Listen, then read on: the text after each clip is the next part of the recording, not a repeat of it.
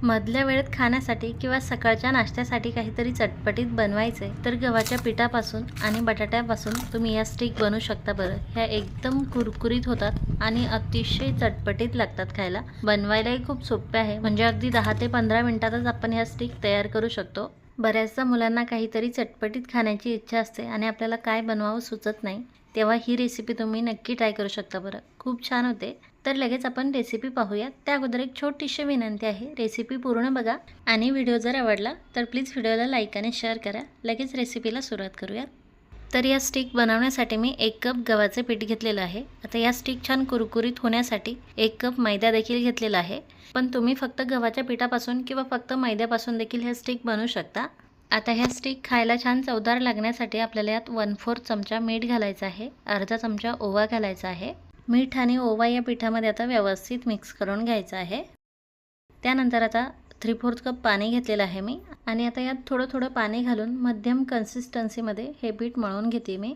पीठ आपल्याला फक्त जास्त सैलसर ठेवायचं नाही आहे, कारण आपल्याला या पिठाच्या पोळ्या लाटता यायला हव्या। थोडंसं घट्ट झालं ना तरी काही हरकत नाही, फक्त जास्त पातळ करायचं नाही आहे।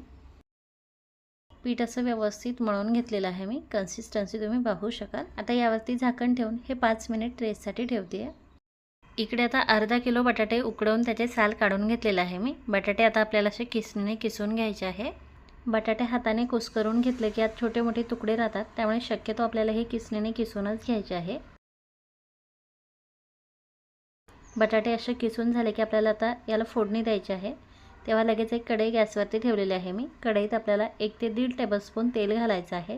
तेल व्यवस्थित गरम झालं की जिरे घालायचे आहे, अर्धा चमचा। त्यानंतर मिरची आणि लसूणचा ठेचा घालायचा आहे, 1 ते 1.5 चमचा, म्हणजे तिखट जितकं हवं आहे ना त्याप्रमाणे घालायचं आहे। आता हा ठेचा आपल्याला तेलामध्ये व्यवस्थित परतवून घ्यायचा आहे, आणि त्यानंतर लगेच किसलेले बटाटे घालायचे आहे। त्यानंतर एकदम बारीक चिरलेली कोथिंबीर घालायची आहे, थोडीशी 7 ते 8 काळी मिरीची पावडर यात घालायची आहे। मीठ घालायचं आहे चवीनुसार, अर्धा चमचा मीठ घातलंय मी। त्यानंतर आता हे व्यवस्थित मिक्स करून घ्यायचं आहे। तसेच आपण यात हिरवी मिरचीचा ठेचा घातलाय, पण तुम्ही हिरवी मिरचीऐवजी लाल तिखट देखील घालू शकता। आता या स्टिक छान चटपटीत लागण्यासाठी यात मी 1/4 चमचा आमचूर पावडर घालते आहे। तसेच स्टिक जर तुम्हाला अजून मसालेदार बनवायचे असेल तर इतर मसाले देखील तुम्ही घालू शकता, म्हणजे गरम मसाले वगैरे। आता हे मिश्रण व्यवस्थित मिक्स झालेलं आहे। लगेच हे मी आता प्लेटमध्ये काढून घेऊन थंड करून घेते। इकडे आपली कणिक देखील व्यवस्थित रेस्ट झालेली आहे। आता आपल्याला ही थोडीशी मळून घ्यायची आहे, सॉफ्ट करून घ्यायची आहे। आणि आता पोळी लाटण्यासाठी आपण जेवढी कणिक घेतो ना तेवढीच कणिक घ्यायची आहे, आणि आता पोळी जशी लाटतो ना तशीच याची पातळ पोळी लाटून घ्यायची आहे। पोळी जर पोळपाटाला चिटकत असेल तर थोडंसं पीठ किंवा मैदा लावायचं आहे, आणि छान पातळ अशी पोळी लाटून घ्यायची आहे, अशा प्रकारे। आता ही पोळी मी साईडला ठेवते आणि अजून एक पोळी लाटून घेते, कारण एक बॅच बनवण्यासाठी आपल्याला 2 पोळ्या लागतात। पोळी छान पातळ लाटता यावी यासाठी कणिक आपल्याला थोडीशी पिठामध्ये बुडवून घ्यायची आहे, आणि मग त्याची अशी पातळ पोळी लाटायची आहे। आता आपली ही दुसरी पोळी देखील तयार आहे। ह्या पोळीला आता आपल्याला बटाट्याचं सारण लावून घ्यायचं आहे, छान एकसारखं पसरवून घ्यायचं आहे। तुम्ही अशा 2-2 पोळ्या लाटून एक बॅच तयार करून घेऊ शकता, किंवा सगळ्या कणकेच्या एकदम पोळ्या लाटून त्यानंतर त्याच्या स्टिक तयार करू शकता। सारण असं एकसारखं पसरवून घेतलेलं आहे मी। आता पहिली जी पोळी लाटलेली होती ती यावरती आपल्याला अशी ठेवायची आहे, आणि आता ही पोळी आपल्याला लाटून घ्यायची आहे। त्यासाठी पोळपाटावरती थोडंसं पीठ पसरवून घ्यायचं आहे, आणि आता हलक्या हाताने ही पोळी आपल्याला लाटून घ्यायची आहे। याने काय होतं तर यातलं जे सारण आहे ना ते सगळीकडे एकसारखं पसरतं। दोन्ही साईडने पोळी आपल्याला थोडी थोडी लाटून घ्यायची आहे। त्यानंतर आता आपल्याला याच्या स्टिक कट करून घ्यायच्या आहे। आता ह्या स्टिक जर तुम्हाला थोड्याशा वेगळ्या आकारात हव्या असेल ना तर तुम्ही याला थोडंसं असं पिरगळून झिगझॅग आकारात बनवू शकता, आणि असा झिगझॅग आकार नको असेल तर अशा याला प्लेन कट करू शकता। स्टिकचा आकार तुम्ही तुमच्या आवडीनुसार कमी जास्त करू शकता। आता ह्या जास्त मोठ्या होत आहेत, त्यामुळे याला मधून असा एक कट लावायचा आहे, म्हणजे ह्या तळायला सोप्या जातात। स्टिकचा थिकनेस तुम्ही पाहू शकाल, ह्या छान पातळ ठेवायच्या आहे, म्हणजे ह्या छान कुरकुरीत होतात। आता लगेच हे आपल्याला तळून घ्यायचे आहे। त्यासाठी तेल आपल्याला मध्यम कन्सिस्टन्सीमध्ये गरम करून घ्यायचं आहे। तेल व्यवस्थित गरम झालं की स्टिक आपल्याला तेलामध्ये सोडायचे आहे। कढईत मावतील तेवढ्या स्टिक आपल्याला तेलामध्ये सोडायचे आहे। आणि आता मध्यम आचेवरती हे आपल्याला तळून घ्यायचे आहे। एक साईड थोड्याशा तळल्या की आपल्याला याची साईड चेंज करायची आहे आणि मग आलटवून पालटवून दोन्ही साईडने हे आपल्याला तळून घ्यायचे आहे।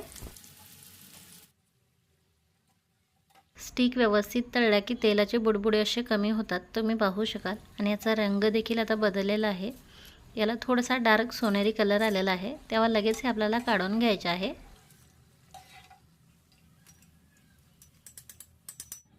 ह्या खूप छान क्रिस्पी झालेल्या आहे बरं, आवाजावरून कळालंच असेल तुम्हाला।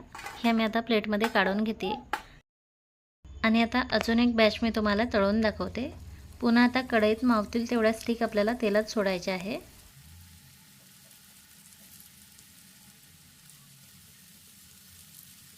आणि आता ह्या एक साईड थोड्याशा तळल्यानंतरच याची साईड चेंज करायची आहे बरं, कारण स्टिक गरम तेलात सोडलं की स्टिक थोड्याशा नरम पडतात आणि आपण लगेच याची साईड चेंज करायला गेलं ना की त्यातलं आतलं स्टफिंग बाहेर येतं। त्यामुळे ह्या थोड्याशा तळू द्यायच्या, मग याची साईड चेंज करायची आणि मग आपल्याला आलटवून पालटवून ह्या थोड्याशा डार्क सोनेरी कलरच्या होईस्तोवर आपल्याला तळून घ्यायचे आहे। अशा प्रकारे ह्या पूर्णपणे तळल्या की यातले तेलाचे बुडबुडे देखील कमी होतात आणि छान क्रिस्पी आवाज येतो या स्टिक हलवल्या की, तेव्हा लगेच हे आपल्याला काढून घ्यायचे आहे। आणि आता राहिलेले स्टिक देखील अशाच प्रकारे तयार करून आपल्याला तळून घ्यायचे आहे। आवाज तुम्ही ऐकू शकाल, खूप छान क्रिस्पी आवाज येतोय आणि रंगही खूप छान सुरेख आलेला आहे बरं। आता ह्या स्टिक तुम्ही टोमॅटो सॉससोबत खाऊ शकता, जबरदस्त लागतात। एक मी तुम्हाला खाऊन दाखवते म्हणजे तुम्हाला कळेल ह्या किती छान क्रिस्पी झालेल्या आहेत। तर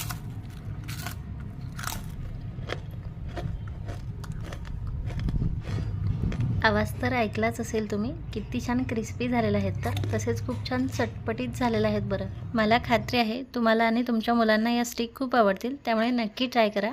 आणि व्हिडिओ जर आवडला असेल तर प्लीज व्हिडिओला लाईक आणि शेअर करा। पुन्हा भेटूयात पुढच्या रेसिपीमध्ये। Bye bye.